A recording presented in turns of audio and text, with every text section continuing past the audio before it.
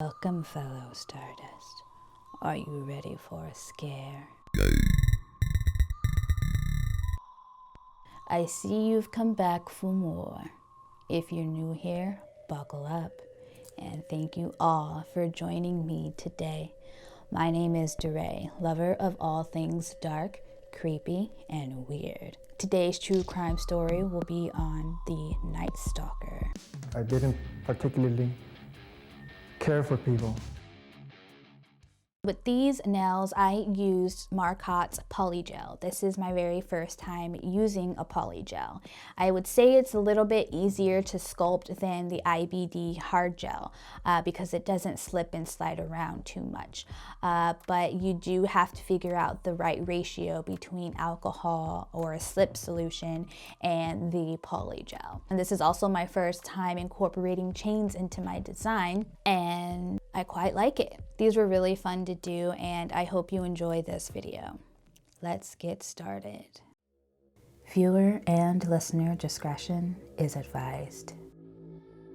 Richard was born the youngest of 5 in February of 1960 in El Paso, Texas. His father, Julian, and his mother, Mercedes, were hardworking Mexican immigrants. His father was a policeman in Juarez, but when he moved the family to El Paso, he became a laborer at the Santa Fe Railway. He sometimes would be gone for days working on the train. His mother worked at a boot factory where she breathed in many harmful chemicals. She didn't stop working there until she was 5 months pregnant with Richard. His siblings were born with birth defects that affected their breathing and caused bone deformities. Richard's father was abused by his father, and in turn, he abused his 5 children as well. Richard even recounts a time he witnessed his father beat himself up with a hammer. When the abuse was really bad, Ramirez would spend nights at a nearby cemetery. One especially bad night, his father even chained him to one of the tombstones at that cemetery overnight. When Richard was 2 years old, he was knocked out by a dresser that fell on his head, giving him a concussion. He was rushed to the hospital and given 30 stitches. At about 5 years old, he's injured again and is hit in the head with a swing, also knocking him out and causing a concussion. When he was 10 years old, he started to suffer from seizures that were likely caused by the head injuries, and he was diagnosed with epilepsy. Experts think this is about the time when he started to have his visions and dreams of monsters that he was deathly afraid of. Since his parents worked so much and were hardly around, his siblings began to use drugs and get into mischief.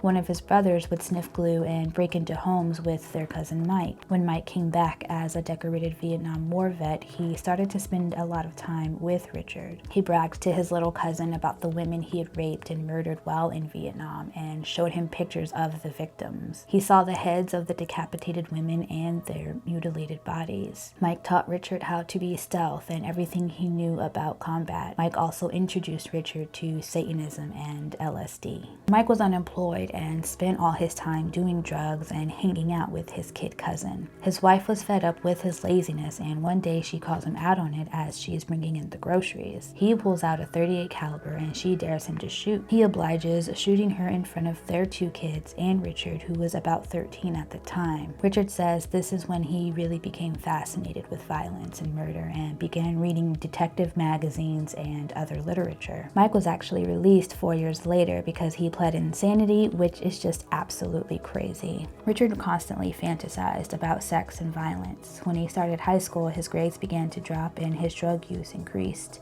To escape his father's abuse, he moved in with his sister Ruth, but it wasn't much of an escape. Her husband Roberto was a peeping Tom and would take Richard with him on his crusades. They would break into people's homes and steal from them. He would steal any and everything he could get his hands on. His neighbors would call him dedos, fingers. When Richard was 15, he was working at a hotel and had access to a master key. He would go into the rooms and steal valuables from the guests. He eventually decides to hide in a closet and attempt to rape a woman. In his attempt, though, her husband walks in and beats him before he runs away. The couple refused to return to El Paso to testify, so the charges were dropped. A few years after that incident, he moved to LA when he was 18 in 1978. He lived on Skid Row between 2 hotels, and his drug abuse worsened. He continued to break into homes, stealing anything he could get his hands on. He studied the LA road maps to get a good lay of the land and roamed the streets, jumping from one stolen car to another.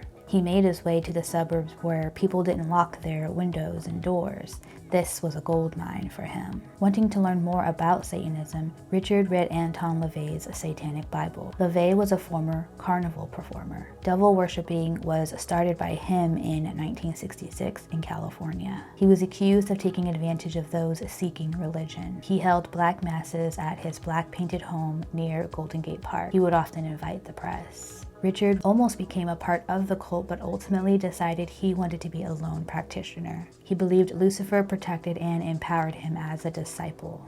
He called his family and told them he'd been touched by Satan, and they didn't hear from him after that. On April 10th, 1984, his murder and rape spree began, and it ends on August 30th, 1985, a span of 16 months. And here's where it's going to get really gruesome, so please allow me to warn you again about the graphic nature of this content. His first victim was May Lung, a 9-year-old whose body was found hanging from a pipe in the basement of one of the hotels Richard lived in. She had been raped, stabbed, and beaten to death. He wasn't associated with the murder until 2009, so authorities weren't looking for the Night Stalker until the murder of 79-year-old Jenny Vincow on June 28, 1984, 2 months later. She was killed in her sleep. He had stabbed her so many times that he had almost decapitated her. Reports also show that she was raped. Fingerprints he left on the screen window later linked him to the horrific crime. Almost 9 months later, he attacked 3 more women. Only one survived. Maria Hernandez had just gotten home when she saw Richard walking up to her with a gun pointed right at her. She put her hands up and said, "Don't shoot." He shoots, and the key in her hand blocks the bullet from hitting her. She fell to the ground, and Richard kicked and walked over her to get into the house, thinking she was dead. Her roommate, Dale Okazaki, was hiding in the kitchen, but when she peeked her head over the counter, Richard shot her in the head, killing her instantly. Later that night, Richard pulled Veronica Yu out of her car and shot her twice. She was dead on arrival at the hospital. Just 10 days later, he shot Vincent Cesara in his sleep, and his wife Maxine, who futilely tried to protect herself from Richard by grabbing her unloaded gun. Richard was so infuriated he stabbed her multiple times after killing her and gouged her eyes out and took them with him in her jewelry box. The couple's bodies were found by their son Peter. The only evidence detectives could gather were bullets that matched those from the previous attacks and an Avia shoe print left in the flower bed, which they made a cast of. In May, Richard hit up Monterey Park again and attacked Bill and Lillian Doy. Bill went to grab his gun, but Richard shot him in the face with his .22 pistol. Not yet dead, he then beat Bill into unconsciousness. He then went to Lillian's bedroom and put her in thumb cuffs and raped her repeatedly. Bill died of his injuries at the hospital. Lillian survived. Over a week later, he broke into the house of Mabel Ma Bell, who was 83, and her disabled sister, Florence Nettie Lang, who was 81, was with her. He beat them both with a hammer he found at the house. He shocked Mabel with an electrical cord. He raped Lang and then used her lipstick to draw a pentagram on her thigh and the walls of the bedroom. They were found in the home alive 2 days later. Belle passed away from her injuries sometime after that. The very next day, he broke into Carol Kyle's home. He held them at gunpoint, ordering her to go into her son's room. He handcuffed each of them and put her son in a cupboard. After trashing the home looking for valuables and not finding anything, Carol gave him her diamond and gold necklace. He raped her repeatedly, and she said to him, "You must have had a really unhappy life to have done this to me." And he replied, "I do not know why I'm letting you live. I've killed people before." He told her not to look at him and that he would cut her eyes out. Some people believe that her saying this is what saved her. He committed even more attacks, assaults, and murders, one of which he again left his Avia footprint behind. This time it was imprinted on the face of his victim after beating her to death and stomping on her face. At another attack, he beat and tried to strangle a teenager with an electrical cord, but when the sparks flew, he thought it was God intervening, saving her, so he fled the scene.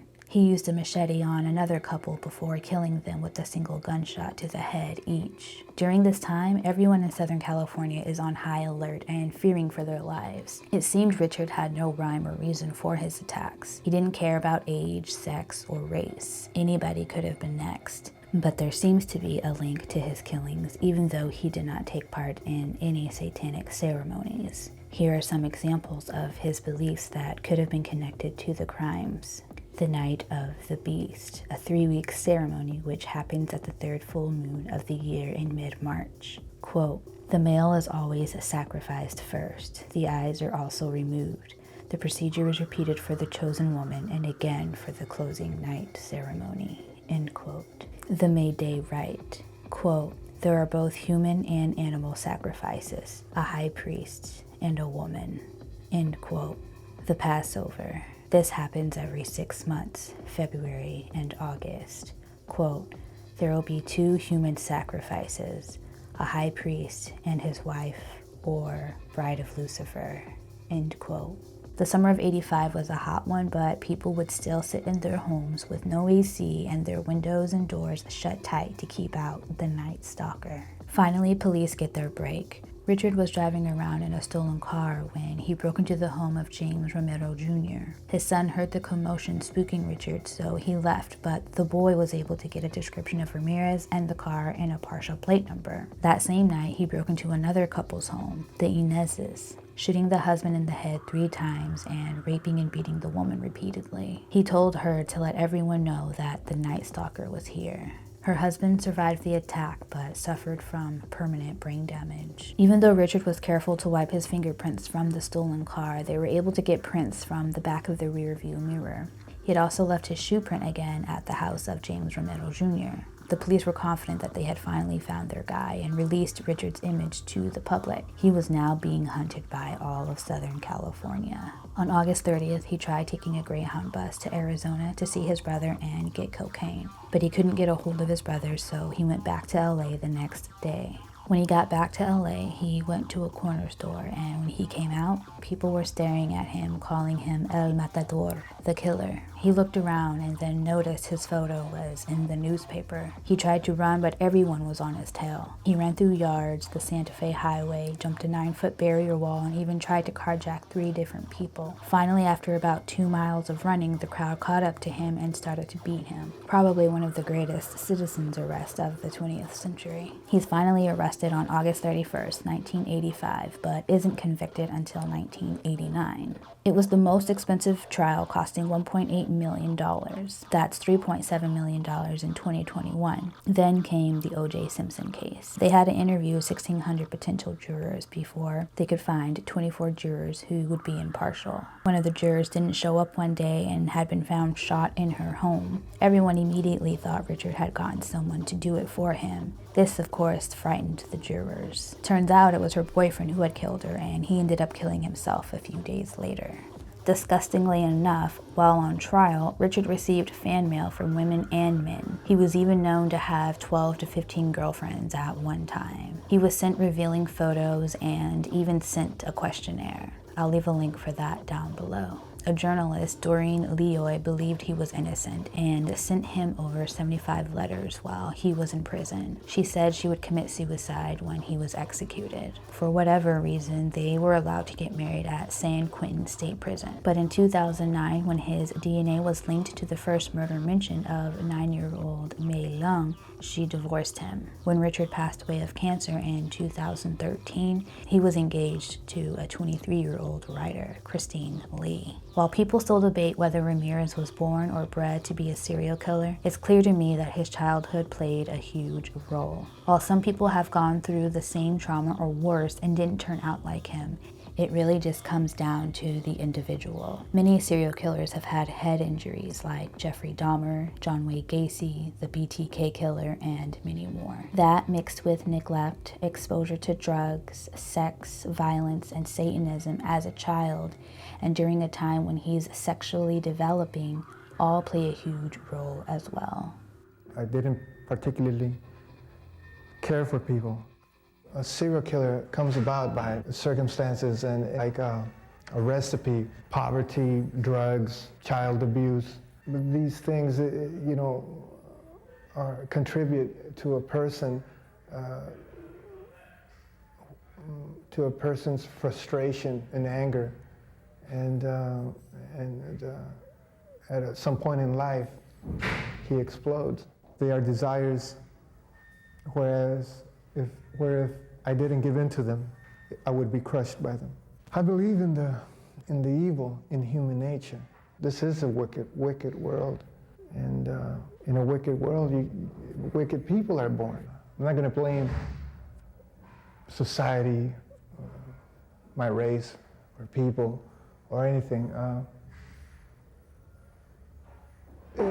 It is up to the individual like myself to keep on knocking on whatever door they want to get into. As far as Satan is concerned, I believe in a malevolent being. His description eludes me, but I have felt powers that are evil. I don't care about myself, really. I don't care about what happens to me. I never did, really.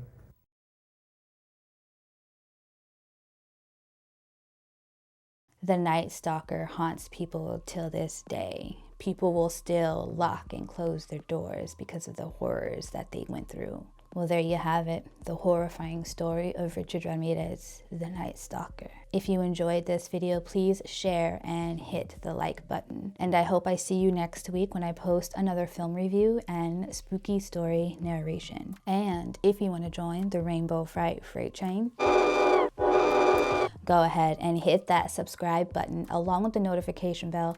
That way you'll get notified every Thursday and Friday when I post more videos like this. All right, y'all. Peace.